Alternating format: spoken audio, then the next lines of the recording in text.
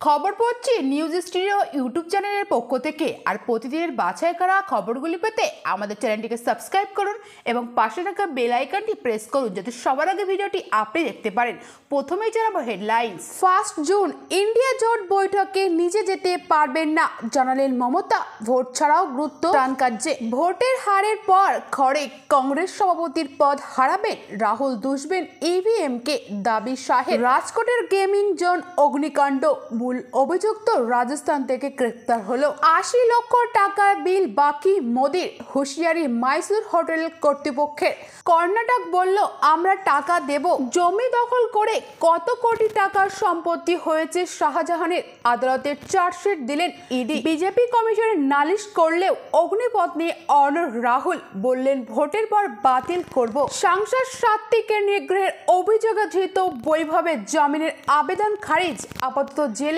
রেমালের তাণ্ডবে মৃত 10 বাংলাদেশে, ক্ষতিগ্রস্ত 37,000 বাড়ি, বিচ্ছিন্ন 3.25 কোটি বিদ্যুৎ সংযোগ। ক্ষমতায় এলে বাতিল চুক্তিতে সেনা নিয়োগের অগ্নিপথ প্রকল্প রাহুল। দেশে ফিরছেন পলাতক প্রজ্জ্বল, মুখোমুখি হবেন সিটের। মঙ্গলবার রোড শোর আগে বাগবাজারের সারদা মায়ের বাড়িতে যাবেন মোদি।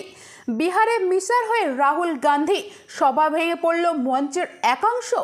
অগ্নিপথ বাতিল করে সেনায় স্থায়ী নিয়োগ, প্রতিশ্রুতি রাহুলের। ফিরহাদের বিরুদ্ধে কমিশনকে চিঠি দিলেন বিজেপি প্রার্থী তাপস রায়। দুর্যোগের কারণে পরিবর্তন হলো মমতার সভা, পদযাত্রার সময়সূচি। ডায়মন্ড হারবারে বাড়তি সতর্কতার দাবি কমিশনের।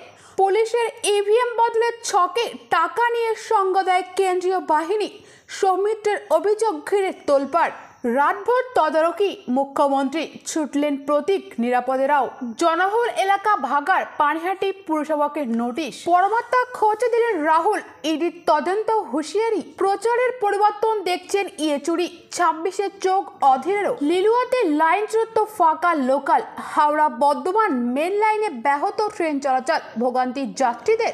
নোনা জল ঢুকে মাছের ভেড়ি তৈরি, ক্ষতি করছে সন্দেশখালীর বাঁধে, ফের কাঠগড়ায় শাহজাহান শেখ। দিনভর আর কি কি বিশেষ খবর রয়েছে জানাবো বিস্তারিত।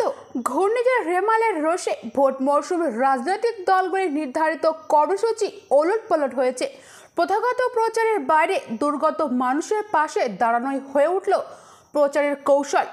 লন্ডভন্ড বাংলায় সোমবার মুখ্যমন্ত্রী মমতা বন্দ্যোপাধ্যায় দুর্গত মানুষের পাশে দাঁড়িয়ে কিভাবে মোকাবিলা করা যায় তার বার্তা দিলেন, সেই সঙ্গে নানা দলের প্রার্থীরাও। তবে এর মধ্যেও অব্যাহত থাকল রাজনৈতিক তরজাও। প্রশাসনের ভূমিকা নিয়ে প্রশ্ন তুলল বিরোধী দলনেতা শুভেন্দু অধিকারী। ডায়মন্ড হারবারের সিপিএম প্রার্থী প্রতীকুর রহমানের উপর মমতা কলকাতার বড়বাজারে নির্বাচনী সভা থেকে এদিন বলেছেন, আমি সারা রাত তদারকি করেছি, অফিসাররাও ছিলেন, রিলিফ শেল্টারে বহু মানুষ আছে, সব ব্যবস্থা করা হয়েছে।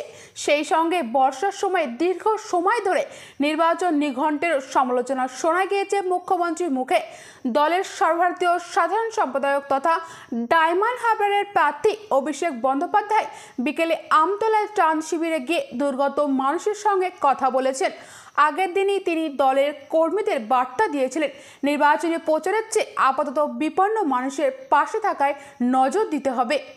দক্ষিণ 24 পরগনার ডায়মন্ড হারবারে পাশাপাশি মথুরাপুরের নামখানায় বাগডাঙ্গায় এক বৃদ্ধার মৃত্যুর খবর পেয়ে ঘটনাস্থলে গিয়েছিলেন সেখানকার তৃণমূল প্রার্থী বাপি হালদার। তৃণমূলের দমদমে প্রার্থী সৌগত রায়কে ধুতি কুটিয়ে কখনো বড়নগরে বাসাতে ম্যানহোলে মুখ পরিষ্কার করতেও দেখা গিয়েছে। সেখানকারই বিজেপি প্রার্থী শিলভদ্র দত্ত সোদপুর HB টাউনে জলমগ্ন রাস্তায় নেমে জনসংযোগ করছেন। তবে সৌগতের নানা সাপের ছবি সামনে আসতেই বিষয়টিকে দুর্বল চিত্রনাট্য ও কাঁচা অভিনেতা বলে কটাক্ষ করে বিরোধী দলনেতা শুভেন্দু। 1 বছরের বেশি সময় ধরে বেঙ্গালুরু এক 5-তারা হোটেলে 80,60,000 টাকা বিল মেটায়নি কেন্দ্রীয় সরকার। ঘটনাচক্রে প্রধানমন্ত্রী নরেন্দ্র মোদীকে আপ্যায়নের জন্যই জাতীয় ব্যাঘ্র সংরক্ষণ কর্তৃপক্ষ NTCA কে ওই বিল পাঠিয়েছেন কর্ণাটকের মাইসুরুর সংশ্লিষ্ট হোটেলের কর্তৃপক্ষ। রবিবার সংশ্লিষ্ট হোটেল কর্তৃপক্ষ জানান, 1 জুনের মধ্যে বিল না পেলে তারা আদালতে দ্বারস্থ হবেন। এই পরিস্থিতিতে কর্ণাটকের বন ও পরিবেশ মন্ত্রী তথা কংগ্রেসের নেতা ঈশ্বর খাট্টার সোমবার বলেন, আমরা ওই হোটেলের বিল মিটিয়ে দেব।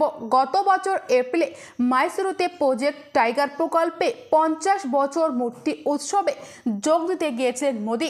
সেই সময় বিধানসভা ভোটের কারণে কর্ণাটকে আদর্শ নির্বাচনী আচরণবিধি চালু থাকায় সে রাজ্য সরকারের আয়োজকের তালিকায় থাকতে পারেননি। এনটিসিএ এবং কেন্দ্রীয় বন এবং পরিবেশ মন্ত্রক ছিলেন আয়োজনে। 9 থেকে 11 এপ্রিল পর্যন্ত চলা উৎসবে যোগ দিতে এসে মাইসুরুর ওই 5 তারা হোটেলে ছিলেন মোদি। ঈশ্বর খান্ডা জানান, প্রাথমিকভাবে স্থির হয়েছিল পুরো অনুষ্ঠানের জন্য 3 কোটি টাকা ব্যয় হবে, কিন্তু আদতে তা বেড়ে দাঁড়ায় 6 কোটি 30 লক্ষে। তিনি বলেন, আমরা 3 কোটি টাকা দেব, বাকি টাকা কেন্দ্রীয় সংস্থা এনটিসিকে দিতে হবে। যদিও একটি সূত্রে জানা গেছে এনটিসিএ কর্তৃপক্ষ ইতিমধ্যেও চিঠিতে জানিয়েছে কর্ণাটক সরকারকে পুরো বিল দিতে হবে। লোকসভা ভোটে নিজে ভোট দেননি বিষ্ণুপুরের বিজেপি প্রার্থী তথা বিদায়ী সাংসদ সৌমিত্র খা। তার অভিযোগ, তৃণমূল তাকে এক জায়গায় আটকে বিক্ষোভ দেখানোর পরিকল্পনা করেছিল।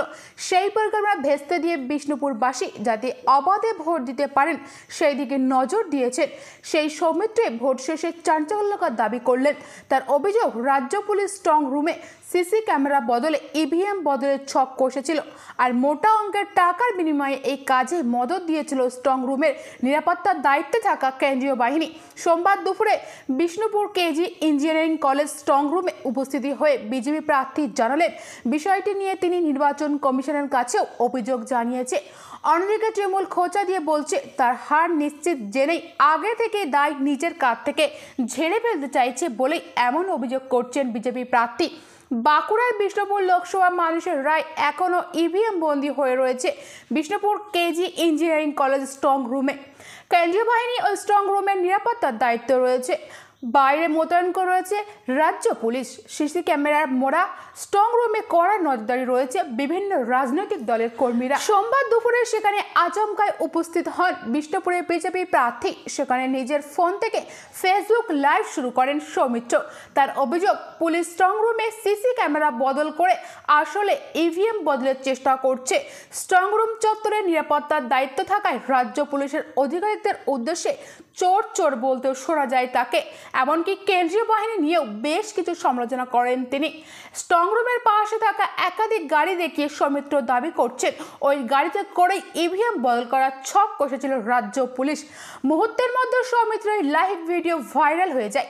পরে সৌমিত্র দাবি করেন স্ট্রং রুমে দরজার কাছে রাজ্য পুলিশের যাওয়ার কোনো এখতিয়ার নেই, কিন্তু ছবিতে দেখা যাচ্ছে ইভিএম রাখা স্ট্রং রুমের সামনে রাজ্য পুলিশের এক আধিকারিক পৌঁছে গিয়েছেন। সিসি ক্যামেরায় বদল করে ইভিএম বদলের চক্রান্ত করেছিল রাজ্য পুলিশ। মোটা টাকার বিনিময়ে ওই চক্রান্ত সামিল দিয়েছেন স্ট্রং রুমের নিরাপত্তার দায়িত্বে থাকা কেন্দ্রীয় বাহিনীর এক জওয়ানও। যদিও সৌমিত্রের অভিযোগ ফুৎকারে উঠিয়ে দিয়েছেন তার প্রতিদ্বন্দ্বী তৃণমূল প্রার্থী সুজাতা মণ্ডল। বিজেপি প্রার্থী প্রাক্তন স্ত্রী তাকে বেঞ্জির আক্রমণ করেছেন। তিনি বলেন, রবিবার নিজের স্ট্রং রুম দেখে এসেও তো এমন অভিযোগ করেননি সৌমিত্র খা। সোমবার যখন নিজের হার সম্পর্কে এক প্রকার নিশ্চিত হয়ে গিয়েছেন তখনই হতাশা ভুগে হারের দায় নিজের কাঁধ থেকে ঝেড়ে ফেলতে এইসব মিথ্যা অভিযোগ করছেন তিনি। বিজেপি প্রার্থীর অভিযোগ প্রসঙ্গে বিষ্ণুপুর লোকসভার রিটার্নিং অধিকারী তথা বাঁকুড়ার অতিরিক্ত জেলা শাসক নকুল মাহাতা বলেন, অভিযোগ পাওয়ার পরেই আমরা স্ট্রং রুমে এসেছি। ওর অভিযোগ এবং স্ট্রং রুমের নিরাপত্তা খতিয়ে দেখতে হয়েছে। আর এ নিয়ে বাঁকুড়ার পুলিশ সুপার বৈভব তিওয়ারি জানিয়ে দেন, সৌমিত্রের অভিযোগ সর্বত্তা নেই। তিনি বলেন, যে অভিযোগ এসেছে তা পুরোপুরি ভিত্তিহীন। অতিরিক্ত পুলিশ সুপার বিধি মেনেই ওই জায়গায় স্ট্রং রুমের নিরাপত্তার ব্যবস্থা দেখতে গিয়েছিলেন। সমস্ত ঘটনায় সিসি ক্যামেরার নজরদারিতে ঘটছে, সেই সঙ্গে রাজনৈতিক দলের প্রতিনিধিদের নজরদারিতে পুরো কাজ হয়েছে। আর যে পুলিশ অধিকারিকের বিরুদ্ধে অভিযোগ করা হচ্ছে তিনি কোনো অন্যায় কাজ করেননি। এই ছিল বিস্তারিত খবর। পরবর্তী বিশেষ বিশেষ সংবাদ পেতে চ্যানেলটিকে সাবস্ক্রাইব করুন এবং পাশে থাকা বেল আইকনটি প্রেস করুন যাতে সবার আগে ভিডিওটি আপনি দেখতে পারেন। এবং ভিডিওটি ভালো লাগলে অবশ্যই লাইক কমেন্ট শেয়ার করবেন। Thank you friends, thank you for watching.